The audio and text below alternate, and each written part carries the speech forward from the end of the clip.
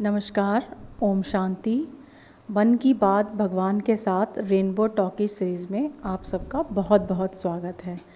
मैं करिश्मा चोपड़ा, एंटरप्रेन्योर, आज फिर अपने मन की और आप सबके मन की कुछ बातें और प्रश्न दीदी के सामने लेकर आए हैं। दीदी, आपका बहुत बहुत स्वागत है। Thank you. दीदी, त्योहारों की आजकल झड़ी लगी हुई है और इन त्योहारों को देखकर मेरे मन में ये बात आती है कि ये अधिकतर त्यौहार रिश्तों के ऊपर हैं, जैसे रक्षाबंधन, भैया दूज और काफ़ी सारे ऐसे त्यौहार हैं। तो एक बहुत ही प्यारा सा त्यौहार है जो शास्त्रों में भी जिनका वर्णन किया गया है और उसको गृहस्थ आश्रम के नाम से दिया गया, हस्बैंड वाइफ का एक रिलेशन। तो दीदी, क्या ये त्यौहार हमें कुछ रिश्तों के बारे में इंडिकेशन देते हैं या सलाह देते हैं, या क्यों ऐसे है कि हम त्योहारों को अपने रिश्तों के हिसाब से मनाते हैं? ओम शांति। और बहुत अच्छा प्रश्न लेकर के आए हैं आपकी तरफ से करिश्मा जी। सचमुच में आज के समय में अगर देखा जाए करिश्मा जी, तो रिश्तों को निभाना वो सबसे बड़ा टारगेट हो गया है इंसान के सामने। अदरवाइज़ रिश्ते तो बहुत खूबसूरत, बल्कि रिश्तों की वजह से, संबंधों की वजह से व्यक्ति बड़े से बड़ी परिस्थितियों का सामना कर लेता था। आज के समय में सबसे बड़ी परिस्थिति रिश्ते ही हो गए हैं। इनको निभा पाना ये बहुत मुश्किल होता चला जा रहा है। तो जैसा कि आपने गौर किया कि कुछ त्यौहार ही ऐसे बने हुए हैं, एक भाई बहन का रिश्ता वाला त्यौहार, एक माँ अपने बच्चे के लिए कोई त्यौहार व्रत रखती है, पत्नी पति के लिए एक व्रत रखती है। ये रिश्तों के त्यौहार हैं। मतलब ये त्यौहार में जो हम लोग रिचुअल्स करते हैं, वो रिचुअल्स कहीं ना कहीं इंटरनल जर्नी को इंडिकेट कर रहे हैं कि जो रिश्तों में जो रिश्ते बहुत कॉम्प्लिकेटेड हो रहे हैं या जिनको संभाल पाना मुश्किल है, तो हम जो कुछ त्योहारों में बाहर कर रहे हैं वो कहीं ना कहीं अंदर करना चाहिए था। अब जैसे कि हमारा रक्षाबंधन का त्यौहार, क्यों उसमें बहन भाई को टीका लगाती है, राखी बांधती है पवित्रता की, मुख मीठा कराती है, भाई खर्ची देता है, क्यों? ये इस रिश्ते की फाउंडेशन है कि रिश्ता पवित्र हो, वो पवित्रता की राखी। और पवित्रता का फाउंडेशन है सोल कॉन्शियसनेस। शरीर देखेंगे तो ज़रूर कुछ ना कुछ भावनाएं उसमें कुंठा आएंगे। मधुरता, मिठाई सिर्फ नहीं खानी थी। आजकल तो बहुत सारे भाई बहनों को मिठाई खाने के लिए डॉक्टर ने मना किया है, लेकिन इंटरनली कहीं मैंने पढ़ा था, हमारे एक वरिष्ठ भाई हैं, उन्होंने बहुत अच्छा बताया कि शुगर कंट्रोल सिर्फ मीठा ना खाने से नहीं होती है। अगर मीठा नहीं खाया पर मिठास छोड़ दी, बात बात में गुस्सा करते हैं, बात बात में टेंशन कर लेते हैं, तो भी शुगर का लेवल बराबर नहीं होगा। तो इस तरीके की जो त्यौहार हैं, इन त्योहारों के जो रिचुअल्स कर्म कांड हैं, इन्हें कर्म कांड क्यों कहा?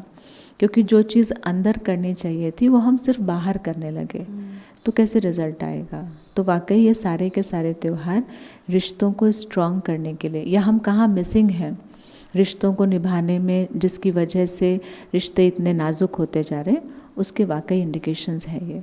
दीदी, जैसे कि ये हस्बैंड वाइफ के रिलेशन का एक त्यौहार है करवा चौथ, उसमें जो है वो पत्नी ही या वाइफ ही व्रत रखती हैं, हस्बैंड क्यों नहीं व्रत रखते? या सिर्फ वाइफ ही हस्बैंड की चिंता क्यों करे? हस्बैंड क्यों ना करें? आप तो बिल्कुल ये सही एक कह रहे रिचुअल हैं। क्यों बना है? ये वाला रिचुअल जो है, जहाँ पर सिर्फ बहनें भाई के लिए व्रत रखती हैं, पुरुष पति के लिए, तो कहीं ना कहीं पहले ज़माने में, जबकि लेडीज़ को बहुत पढ़ाया लिखाया नहीं जाता था, घरों में रहती थी, उन्हें बाहरी दुनिया का बहुत ज्ञान नहीं था, पैसे कमाने वाले सिर्फ पति थे, तो फिर इसीलिए कि पत्नी डिपेंडेंट है, तो पत्नी को व्रत रखना चाहिए कि पति की जीवन के लिए। तो ये लगता था कि पति तो वैसे भी जी लेगा, लेकिन पत्नी का जीवन पति के बिना कैसा हो जाता है, तो डिपेंडेंसी की वजह से ये व्रत रखवाया जाता था। अदरवाइज़ ये रिश्ता, वाकई जो प्रश्न है ना, आजकल की लड़कियां तो बहुत पूछती हैं कि मैं ही इसके लिए क्यों व्रत रखूं, क्या मुझे ही इसकी ज़रूरत है, इसको मेरी नहीं है। आजकल तो ये भाषा यूज़ होने लगी है। बहुत ज़्यादा। तो एक्चुअल में ये जो रिश्ता है या जो त्यौहार है, ये रिश्ता परमात्मा के साथ पहले जोड़ना था। भगवान ने बताया था परमेश्वर ही तुम्हारा पति है। इस समाज ने इसको पलट दिया और पलट के क्या कहा, पति तुम्हारा परमेश्वर है। तो जब पलट गया तो अब उस परमेश्वर के लिए हमें सारा कुछ करना पड़ रहा है, हमें सारा कुछ व्रत रखना पड़ रहा है उनकी लंबी आयु के लिए। अदरवाइज़ परमात्मा के लिए हमें ये व्रत रखना था, वो कहीं हमको छोड़ के जाने वाले नहीं, वो तो अजर अमर अविनाशी है। हमें व्रत रखना था कि हम आपका हाथ नहीं छोड़ेंगे, लेकिन बाहर किया तो इन सब चीज़ों का ये अर्थ निकल आया। दीदी, अब आपके आंसर से एक और क्वेश्चन आता है मेरे मन में कि अगर पहले तो जो लड़कियां थी वो पढ़ी लिखी नहीं थी और डिपेंडेंट थी सब उसके, आज आप देखिए सब बहुत ज़्यादा पढ़ लिखी भी हो गई हैं, डिपेंडेंट भी हो गई हैं। मुझे ऐसा लगता है कि पुरुष की बराबरी पे आ गई हैं। फिर उसके बाद ये जो इतना प्यारा हमारा रिश्ता था वो इतना आजकल उस पर बिगड़ा हुआ क्यों लगता है, या कुछ ऐसे उसमें इतनी कठिनाइयाँ क्यों आ रही हैं? आजकल सबसे मुश्किल रिश्ता ही ये लगता है एक हस्बैंड वाइफ का। इवन देखा जाए करिश्मा जी तो पहले से ज़्यादा कॉम्प्लिकेटेड हो गया है। कॉम्प्लिकेटेड बहुत मतलब हो गया। जब लेडीज़ थोड़ा सा डिपेंडेंट थी पति के ऊपर तो वो निभा ले जाती थी। माता पिता ने भी एक बार शादी कर दी तो दोनों लोगों के माता पिता, लड़की के भी और लड़के के भी, यानी दोनों लोगों के माता पिता भी निश्चिंत हो जाते थे कि अब ये दोनों अंतिम श्वास तक निभाएंगे। बेटियों को तो यही पढ़ा के भेजा जाता था कि तुम्हारी डोली वहाँ जा रही है, अर्थी वहाँ से आनी चाहिए।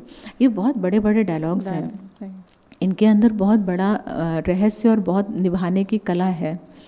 अब क्या हुआ कि जैसे जैसे हम पढ़ते लिखते चले गए, हमारी डिपेंडेंसी स्पेशली फाइनेंशियली, बाकी चीज़ों के लिए थोड़ी था कोई डिपेंडेंसी, फाइनेंशियल भी काफ़ी आजकल लड़कियां तो वही डिपेंडेंट हैं। तो अब फाइनेंशियली जब वो इंडिपेंडेंट हो गई लड़कियां, जबकि होना ऐसा चाहिए था कि अगर घर में जो आप फाइनेंस के लिए एक ही था, पहले हम एक पे डिपेंडेंट थे तो उसके ऊपर काफ़ी प्रेशर था। अब ये हुआ कि 2 जने हो गए फाइनेंशियल इंडिपेंडेंस, तो एक जो घर को चलाने का तरीका था वो थोड़ा मतलब उनके ऊपर प्रेशर कम होना चाहिए था। लेकिन देखने में ये आ रहा है कि प्रेशर और बढ़ गया है। क्यों प्रेशर उससे हर रिश्ते पे असर आ रहा है जी। अब रिश्ता निभाने वाला कौन? रिश्ता निभाने वाला पैसा थोड़ी है, रिश्ता निभाने वाली तो मेरी अपनी फीलिंग्स, अपने इमोशंस हैं। हिंदी में इंडिपेंडेंट को आत्मनिर्भरता बोलते हैं।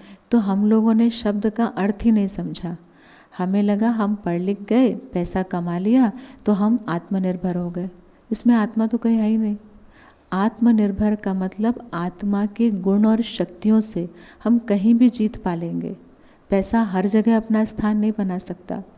कई बार तो पत्नियां पति से या पति पत्नियों से इसलिए लड़ते हैं, नहीं चाहिए तुम्हारा पैसा, तुम 2 शब्द प्यार के बोलो, तुम 2 शब्द आके मेरे से मेरा हालचाल पूछो।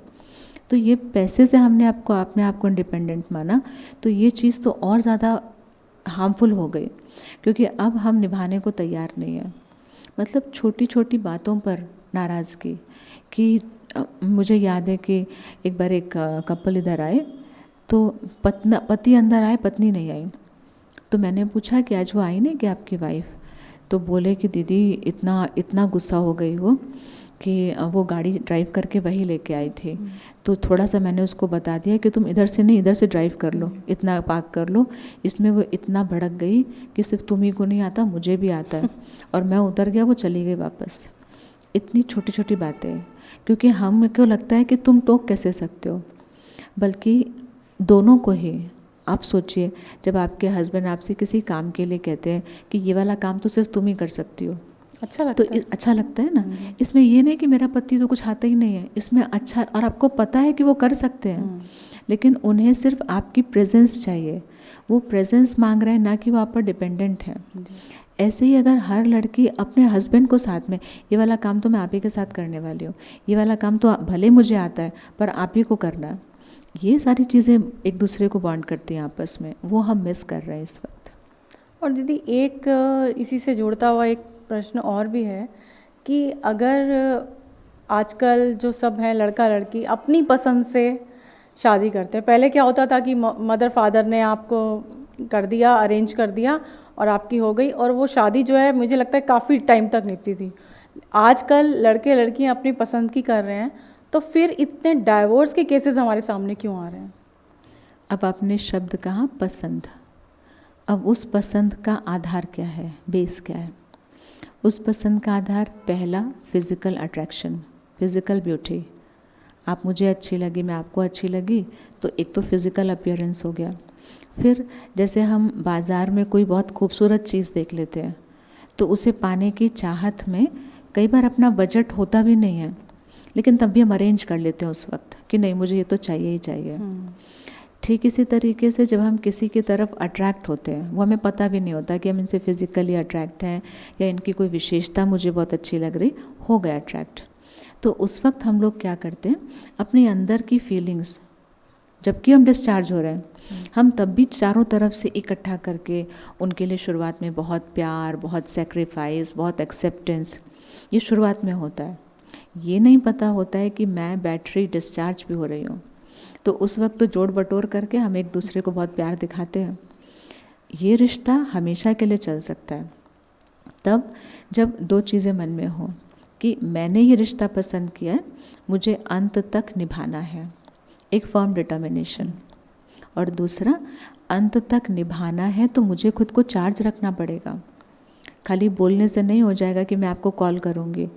मैंने आपको बोल दिया कि मैं आपको हर घंटे पर कॉल करूँगी, पर मेरे मोबाइल का मुझे ध्यान ही नहीं, मैंने उसको चार्ज ही नहीं किया, तो कैसे? ये बहुत बहुत प्रैक्टिकल रीजंस हैं, इनको हम आराम से ठीक कर सकते हैं। आजकल मुझे ऐसा लगता है कि एडजस्टमेंट करने की भी पावर कम हो गई है, just because of we are getting discharge के साथ या एक दूसरे के व्यवहार के साथ आप एडजस्टमेंट कम हो गई है। उसमें क्या होता है, अब जैसे कहा ना शुरुआत में अट्रैक्शन हुआ, तो मैंने सिर्फ आपकी अच्छाइयाँ ही अच्छाइयाँ देखी। ये अच्छाइयाँ देखना भी एक हेल्दी माइंड की निशानी है, लेकिन वो हेल्दी माइंड ने इकट्ठा किया था। जैसे आपने बजट को मैनेज किया तो उस वक्त इकट्ठा किया, लेकिन बाद में ध्यान नहीं दिया, तो हम भी डिस्चार्ज हो रहे हैं, आप भी डिस्चार्ज हो रही हैं। अब क्या होता है, जो चीज़ें पहले मैं आपको देती थी अब मैं आपसे मांग रही हूँ। मैं क्या कहती हूँ, मैं ही आपको इतना प्यार करती हूँ, मुझे कभी आपसे तो प्यार दिखा ही नहीं मेरे लिए, हर बार मैं ही क्यों करूँ? हाँ, मैं आपके लिए इतना सेक्रीफाइस करती हूँ, आपने तो मुझे लिए कभी ये वाली चीज़ें पहले दिख रही थी, मुझे आपका प्यार भी दिख रहा था, सेक्रीफाइस भी दिख रहा था, एक्सेप्टेंस भी थी, लेकिन जैसे जैसे हम डिस्चार्ज होते गए तो अब मुझे आपसे चाहिए ही चाहिए। तो ये बहुत लॉजिकल फार्मूला है। जब मैं भरना शुरू करूँगी तो फिर मैं आपसे मांगना बंद कर दूँगी। तो हमें यहाँ सिखाया गया, स्पेशली पति पत्नी के रिश्ते में, गिव एंड टेक का फॉर्मूला चलता ही नहीं है किसी भी रिश्ते में। हम लोगों को तो बचपन से यही सिखाया गया था, और जो हम लोगों के बचपन के जो बड़े लोग थे वो भी इसीलिए आपस में लड़ते झगड़ते थे क्योंकि उनको भी फॉर्मूला नहीं पता था। उन्होंने सोचा रिश्ता मतलब कुछ तुम मेरे लिए करो, कुछ हम तुम्हारे लिए करेंगे। आप या आपके थ्रू हमारी ऑडियंस, हम सब से 1 मिनट के लिए अपने आप से एक प्रश्न पूछने के लिए कह रहे हैं, आपकी लाइफ में एक रिश्ता कोई ऐसा है जिसको आप अनकंडीशनली निभा रहे हैं, उधर से कुछ नहीं हो रहा है, शायद 10% 5% ही हो रहा है, लेकिन आप 100% हर समय दे रहे हैं। आपके साथ है करिश्मा जी? दीदी, मेरे को ऐसा लगता है कि मेरे बच्चे और मेरा जो रिलेशन है वो ऐसा ही है कि हम उनको 100% दे रहे हैं, हर बार दे रहे हैं और हर कंडीशन पर दे रहे हैं, चाहे वो हमें आप वापस दे रहे हैं या नहीं दे रहे हैं। हमारी तरफ से ये है कि मुझे तो ये करना ही है, क्योंकि ये मेरे बच्चे हैं तो मुझे करना ही है। ये वाले इस बच्चे वाले रिश्ते में तो सारे करते हैं, सारे करते हैं। अब अगर बच्चा छोड़ करके अगर हम स्पिरिचुअलिटी से इनको देखें तो ये पहले सोल्स हैं। तो अगर हम 2 सोल के लिए इतना अनकंडीशनल है, बिना किसी हिसाब किताब के उनके साथ कर रहे हैं, तो हम बाकी सोल्स के लिए भी कर सकते हैं। लेकिन हम दीदी बड़ा मुश्किल होता है दूसरों के बारे में ऐसा सोचना कि अगर कई बार ऐसा होता है कि हमने किया तो अब हमारी एक क्या कहते हैं एक्सपेक्टेशन हो जाती है कि वो हमारे लिए भी इतना करें। अगर हमने इतना किया है तो वो भी हमारी तरफ से करें। हम 2 बार करते हैं, 3 बार करते हैं, लोग हम ही करते रहें, एक ये क्वेश्चन आ जाता है मन में। हमेशा ना कर पाना ये मुश्किल हो जाता है, तो फिर आप कहती हैं कि ठीक है हम भी नहीं करेंगे तुम्हारे लिए। ये इजी है? ये इजी तो नहीं है दीदी, लेकिन एक एक्सपेक्टेशन बन जाती है। हम लोग एक्सपेक्टेशन रख लेते हैं कि जब हम इतना कर रहे हैं तो कुछ ना कुछ तो सामने वाला भी करे। अब बस यही चीज़, इसी को अपने बच्चों के साथ हमेशा जोड़ लेना है। हमें कई बार हमारे बड़े लोग मना भी करते हैं कि बच्चा इतना शैतानी कर रहा है ना, तुम आज उसको खाना मत देना। हाँ। आपसे बनता है? नहीं हो पाता। नहीं था ना। अब वो तो दूसरे लोग सलाह कर रहे हैं, तब भी हम नहीं कर पाते। हाँ जी। बच्चों कहते हैं कि तुम इस बार ना इसको शॉपिंग मत कराना। अब सारे लोग चले गए, मेरा बच्चा नहीं गया, तो उसको तो फिर भी कम कष्ट हो रहा होता है। किसको हो रहा होता है? माँ को ज़्यादा मुझे हो रहा होता है। यही वाली सफोकेशन सारे रिश्तों में होती है, लेकिन हम इसमें अपनी तरफ फोकस्ड नहीं होते ना, दूसरों की तो हम तरफ। दूसरों का ही सोचते रहते हैं वो कब करेंगे।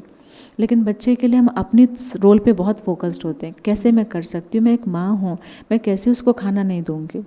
बस जैसे जैसे हम मेडिटेशन से खुद को फुलफ़िल करते हैं ना, तो ये चीज़ें ऑटोमेटिकली सबके लिए होने लगती है। फिर मैं कैसे एक्सपेक्ट करूँगी? मैं तो ऑलरेडी इतना, मेरे गले तक खाना भरा हुआ है, अब मुझे कोई कहे कि तुम खा लो, या मैं तो एक्सपेक्ट कर रही थी कि आप तो मुझे कुछ खिलाएंगे। आप खिलाएंगे वो अलग बात है, पूछेंगे वो अलग बात, पर मैं खाने की स्थिति में ही नहीं हूँ। तो भरी हुई चीज़ को एक्सपेक्टेशन नहीं। हाँ, किसी ने पूछ लिया तो उनको दुआएं दी, दिल को अच्छा लगा। नहीं पूछा तो मैं तो पहले से ही भरी हुई हूँ। और दीदी एक इस रिश्ते को लेके, हस्बैंड वाइफ के रिश्ते को लेके आजकल एक बहुत बड़ी जो क्वेश्चन सामने आ रहा है कि इतने साल हस्बैंड वाइफ साथ रहते हैं, और जब आप किसी के साथ इतने साल रहते हो तो नेचुरल है कि अटैचमेंट हो जाती है और प्यार भी हो जाता है सब, लेकिन उसके बाद कई सालों बाद ऐसे लगने लगता है कि बाहर वाले किसी और से अटैचमेंट हो जाती है, तो जो ये रिश्ता है वो डगमगाने लगता है। तो ऐसा क्यों है दीदी? हालांकि ये चीज़ें हर रिश्ते में होती है, लेकिन इस वाले रिश्ते में बहुत क्रूशियल, वो बहुत कॉम्प्लिकेटेड रूप आता है। हर रिश्ते में ऐसा होता है। आपने कई बार अपने बच्चों को देखा होगा, आप बोलती भी हैं, आजकल तो इनको मम्मी से ज़्यादा दोस्त अच्छे लगते हैं। हाँ जी। बोलती है ना, पर यहाँ पर कोई लांछन थोड़ी लगा देती है उनके ऊपर, वो नेचुरल मानते हैं। ऐसे ही जब घर का एक व्यक्ति बाहर अट्रैक्ट हो रहा है, तो पहले तो हमें ये कहना है कि ये पहले से ही होता आया। हालांकि यहाँ पर प्योरिटी का भी सवाल आ जाता है कि वो अट्रैक्शन किस लेवल तक है। दूसरा, सामने वाले व्यक्ति को बाहर वाले बिना कंडीशन के एक्सेप्ट कर रहे हैं, और चूंकि वो बिना कंडीशन के एक्सेप्ट कर रहे हैं तो इनकी बियॉन्ड एक्सपेक्टेशन मीट हो रही है। मतलब अगर इनको किसी ने पानी भी पूछ लिया ना, इनको प्यास लगी थी और सामने वाले ने पानी पूछ लिया, ये उसको बहुत याद करते हैं कि तुमसे तो मैं पानी मांगता हूँ तब भी मुझे नहीं मिलता, वो उन्होंने तो सामने मुझे देखा, मेरा चेहरा देख करके उन्होंने मुझे पानी दे दिया। तो वहाँ एक्सपेक्टेशन थी नहीं और मिल गया तो उसकी कदर हो गई। इधर क्या हुआ, एक्सेप्टेंस की भी कमी और एक्सपेक्टेशंस का कोई लिमिट नहीं है, तो वो मीट नहीं करती है। इसीलिए इसमें सेल्फ फोकस्ड, अपने ऊपर बहुत ध्यान देना है। हम लोग कई बार सामने वाले का पता लगाते रहते हैं, कहाँ जा रहे हैं, किससे बात कर रहे हैं।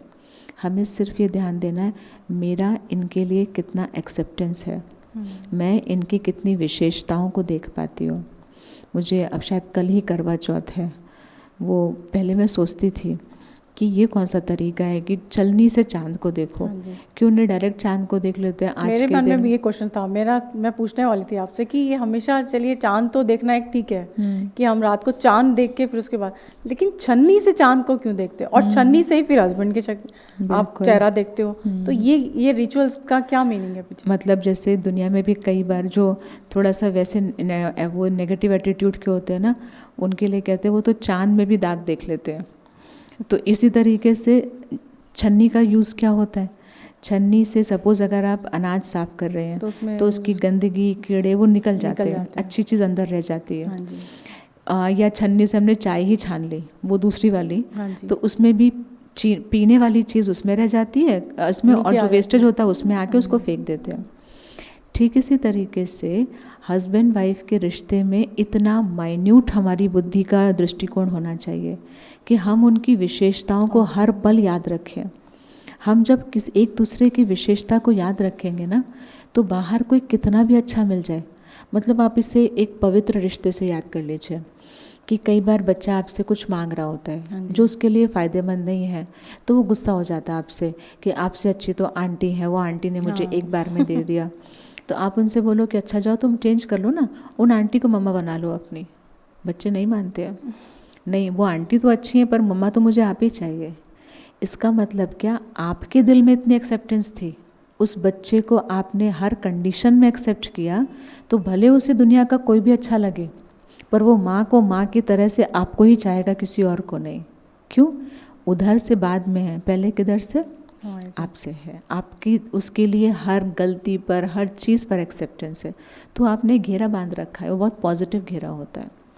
अभी तो हमने अपने हस्बैंड के लिए, अपने बड़ों के लिए क्या कर रखा है, एक्सपेक्टेशन का घेरा बांध रखा है। बहुत मुझे ऐसा करेंगे, ऐसा। हाँ, शादी से पहले ही एक्सपेक्टेशन बननी शुरू हो जाती है कि हमें ऐसा होना मिलना चाहिए, हमें ऐसा होना चाहिए, उनको मतलब हमारे हस्बैंड को ऐसा होना चाहिए, हमारे वो हमारे लिए ऐसा करें। बिल्कुल, मुझे ऐसा लगता है कि शादी से पहले ही लड़कियों की काफ़ी एक्सपेक्टेशंस होती हैं। इमेजिनेशन बहुत हो जाती है, और इमेजिनेशन से रियलिटी बहुत कम ही मैच कर पाती है। तो बस वो पति ने थोड़ी कहा था कि तुम आओगे तो मैं ऐसा करूँगी। दीदी दोनों तरफ से है, मुझे ऐसा लगता है पतियों की भी एक्सपेक्टेशन काफ़ी होती है कि हम हमारी वाइफ हमारे लिए ऐसा करें और हमारी वाइफ ऐसा करें, जबकि मुझे लगता है कि एक्सपेक्टेशन और रियलिटी तो बिल्कुल ही डिफरेंट चीज़। बिल्कुल बिल्कुल, इमेजिनेशन अलग है, रियलिटी अलग है। इवन मैं आपसे एक सवाल पूछना चाहती हूँ। आपकी जब शादी होने वाली थी, पता पड़ गया कि इस व्यक्ति से रिश्ता जुड़ेगा, तो आप सिर्फ यही सोचती थी कि वो मेरे साथ क्या क्या करेंगे, या आप ये भी सोचती थी कि मैं उनके लिए और उनके घर के लिए क्या क्या करूँगी? दीदी अगर मैं सच बताऊं आपको तो अपने बारे में तो कम सोचा। फोकस सारा यही था कि मैं उस घर में जाऊंगी तो मुझे मेरे साथ ऐसा होना चाहिए, मेरे साथ उनका व्यवहार कैसा होना चाहिए, या एक घर में मुझे जाऊंगी तो मुझे ऐसा रिस्पेक्ट मिलनी चाहिए, मेरे मदर फादर को ऐसी रिस्पेक्ट मिलनी चाहिए। अच्छा। और अपने बारे में भी थोड़ा सोचा कि मेरे को ये सब करना है, लेकिन फोकस मेरा ज़्यादा उधर ही की तरफ था कि मुझे ऐसा मिलना चाहिए। लेकिन जब बाद में धीरे धीरे पता चला कि नहीं हमें भी देना है, तो फिर अपने आप को थोड़ा सा हमने रिश्ते की फाउंडेशन यही है। जैसे आपने कहा ना, जो आजकल लव मैरिज कर लेते हैं, अफेयर्स होते हैं, तो उसमें तो यही हो रहा होता है, हम देने की ही सोच रहे होते हैं। जब वो लड़का सोचता है जब ये मेरे घर में मेरी वाइफ बन करके आएगी तो मैं इसके लिए ये करूँगा। वाइफ भी उसके लिए, लड़की सोच रही होती है हस्बैंड के लिए, ये मेरा हस्बैंड बन जाएगा तो मैं ऐसा करूँगी, ऐसा कर। दोनों की फाउंडेशन कहाँ थी? देने पर। लेकिन प्रॉब्लम कहाँ आ गई? जब रिश्तों की दुनिया में उतरे तो हम आपसे एक्सपेक्ट करने लगे, आप हमसे एक्सपेक्ट करने लगे, उन एक्सपेक्टेशंस की लिमिट क्रॉस होने लगी, तो रिश्ते में दरार आने लगी। फिर आज दीदी बहुत अच्छा आपने मुझे छन्नी वाला, तो मुझे कभी मैं इतने सालों से रिचुअल कर रही हूँ वो मुझे नहीं पता था कि उसका मीनिंग क्या होता है, आज मुझे पता चला। इवन मैंने भी बहुत सोचा इसके लिए, और फिर ये भी सोचा कि इतने सारे रिश्ते होते हैं, किसी के रिश्ते में कोई एनिवर्सरी गिन के नहीं मनाते कि वो मामा भतीजा कहें कि आज तुम और हम 10 साल हो गए मामा भतीजा बने हुए, या बुआ और वो कहे, ऐसे कोई रिश्ते नहीं। किसी भी रिश्ते में भाई बहन की कोई एनिवर्सरी थोड़ी मनाता है कि तुम 20 साल हम तुम्हारे भाई हो करके रहे, तुम मेरी बहन। एक पति पत्नी के रिश्ते में गिन गिन करके एनिवर्सरी मनाते हैं। 25 साल हो गए तो सिल्वर जुबली, तो गोल्डन जुबली। क्यों? मैं बहुत सोचती थी बाकी रिश्तों में ऐसा क्यों नहीं करते, क्योंकि ये रिश्ता इतना खूबसूरत है। ये नदी के 2 किनारे हैं। नदी के 2 किनारे इन द सेंस अक्सर साथ रहना भी है, साथ रहना भी है, लेकिन संस्कार कोई मैच नहीं करेंगे।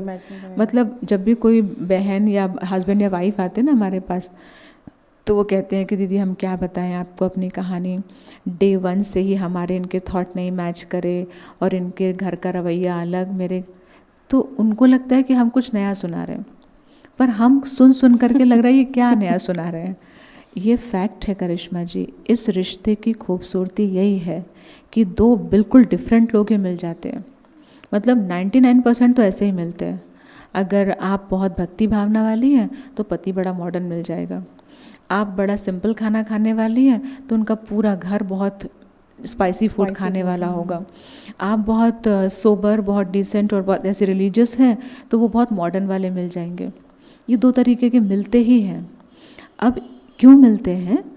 प्यार में पति पत्नी के जैसा कब हो गया, पत्नी पति के जैसी कब हो गई, पता ही नहीं पड़ा। दीदी कई बार तो ये भी कहते हैं कि शक्लें मिलने लग जाती हैं, काफी शक्लें मिलने जाती है, हस्बैंड वाइफ की शक्ल मिलने लग जाती है। क्यों पता है? आप ही बोलते हो कई बार तो कि मुझे ना ये वाला कलर तो बिल्कुल पसंद नहीं था, पर इनको पसंद, इनकी मम्मी को पसंद था, मुझे भी अच्छा लगने लगा। इसको कहते हैं आप उस घर को दिल से स्वीकार रहे हो। तब कहते हैं इनकी गोल्डन जुबली मनानी चाहिए। 2 विपरीत किनारे 50 साल से एक साथ चल रहे हैं, लोगों को तृप्त कर रहे हैं, क्योंकि बहता हुआ पानी लोगों की भी प्यास बुझा रहा है। तो ये दो पहिए इतने खूबसूरत रिश्ते हैं, ये खुद स्ट्रांग रहें तो इनके द्वारा बहुतों की पालना हो सकती है। इसीलिए ऐसा इनकी एनिवर्सरी भी मनाई जाती है। चलिए दीदी, आपने बहुत अच्छे से हमें आज इस प्यारे से रिश्ते के बारे में बताया, और मेरा विश्वास है कि मेरे जैसे प्रश्नों का उत्तर मिला है, आप सबके भी प्रश्नों के काफ़ी उत्तर मिल गए होंगे। और मैं ये चाहती हूँ कि दीदी जैसे इस खूबसूरत रिश्ते के बारे में आपने बताया, तो इस रिश्ते की खूबसूरती हमेशा के लिए बरकरार रहे, उसी पे आप हमें आज मेडिटेशन करा दें। जी बिल्कुल। ओम शांति। अपने मन को पूरी तरह से अपने पास देख रही हूँ। ये मेरा प्यारा सा मन ही है जिसमें मैं जो प्रोग्रामिंग कर देती हूँ उसका ये पूरा साथ देता है।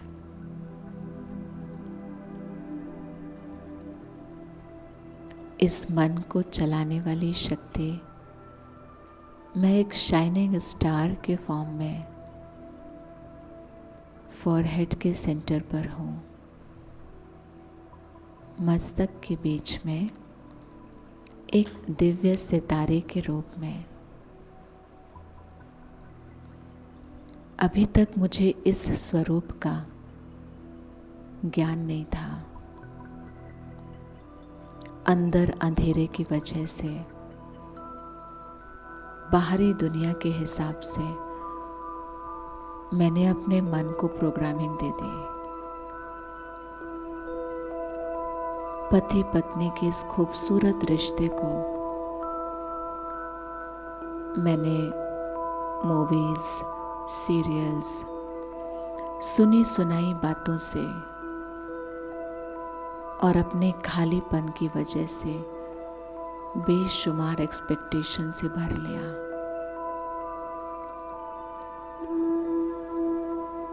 मन की प्रोग्रामिंग की वजह से बाहर से कहीं इसका फुलफिलमेंट नहीं हो रहा था। अंदर से मैं खाली, बाहर से लोग खाली। दुखाली आत्माएं, दुखाली रिश्ते एक दूसरे को देने की बजाय मांग रहे थे। आज मैं सितारा जागृत हो गई हूँ। मुझ सितारे ने अपनी वास्तविक खूबसूरती को देख लिया है। मस्तक पर बैठे मैं प्योर बीइंग अपने ही स्वरूप से संतुष्ट होती जा रही हूँ, और मुझ सितारे के दोस्त, वो परम सितारा, खुदा दोस्त, पार ब्रह्म में रहने वाले, जिनसे हर जन्म में मैंने रिश्ता निभाया, हर जन्म में अनकंडीशनल तरीके से मेरे बुलाने पर वो आए। आज फिर सच्चे दिल से उनकी शक्ति को खुद में भरना चाहती हूँ। याद करते ही उस परम सितारे की परम पवित्र असंख्य किरणें आसमान से शॉवर की तरह मुझ पर बरसने लगे हैं। मेरे मस्तक में मुझे स्पर्श कर रही है और मैं सतोगुणी सितारा अपने गुणों को वापस पा रही हूँ। भगवान के प्रेम से भरपूर अब मुझ में सबको अनकंडीशनल प्यार देने की सामर्थ्य आ चुकी है। क्षमा के सागर, उस परम सितारे की शक्तियां मुझे सबको क्षमा करने की शक्ति दे रही है। मेरे गुणों के सागर परमात्मा की ये गुण रूपी किरणें मुझे दूसरों में भी गुण देखने की कला सिखा रही हैं। इन सब से भरपूर मस्तक पर बैठी मैं आत्मा अब पूरे आत्मविश्वास से अपने हर रिश्ते को अच्छे से अच्छा निभा पाऊंगी, इतना मुझको विश्वास हो गया है।